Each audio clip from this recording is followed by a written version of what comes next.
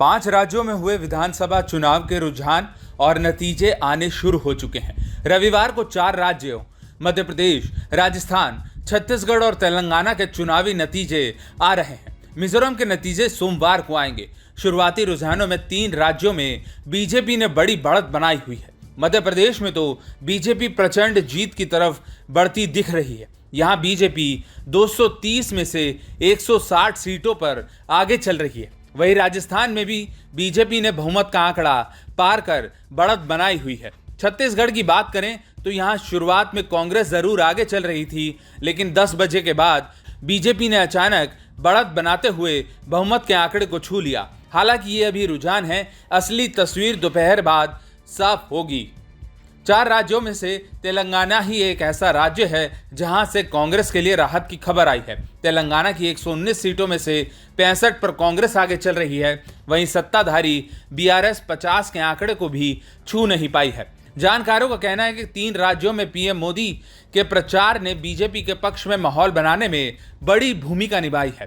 PM Modi ने राजस्थान में जहां गहलोत सरकार को कानून व्यवस्था और कन्हैया लाल हत्याकांड पर घेरा, वहीं पेपर लीक और लाल डायरी के मुद्दे पर भी कटघरे में खड़ा कर दिया। पीएम ने 14 नवंबर को बायतू, बाड़मेर में चुनाव प्रचार की शुरुआत की थी। इसके बाद पीएम ने भरतपुर, नागौर, तारानगर, झुंझुनू, पाली, पीलीबंगा, बारां, कोटा, करौली, जयपुर, सांगवाड़ा, कोटड़ी, राजसमंद में चुनावी कार्यक्रम किए। अपने चुनाव अभियान के अंत में प्रधानमंत्री राजसमंद पहुंचे, जहां उन्होंने 23 नवंबर को रैली की थी।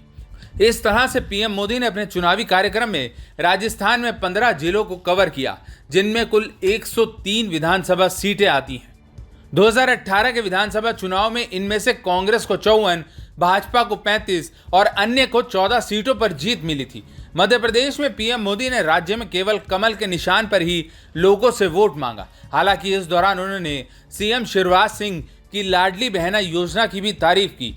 मध्य प्रदेश में पीएम मोदी ने 10 दिन में 15 चुनावी कार्यक्रम किए, जिनमें जनसभा, रैली और रोड शो शामिल थे। इस दौरान उन्होंने 15 जिलों को कवर किया।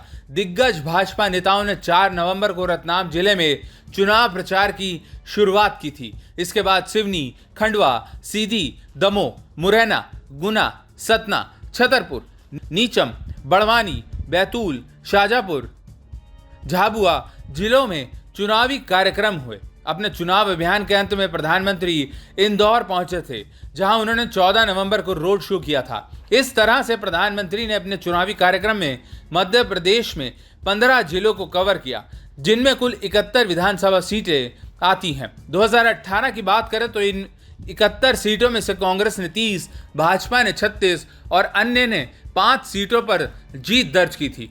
अब बात करते हैं छत्तीसगढ़ की।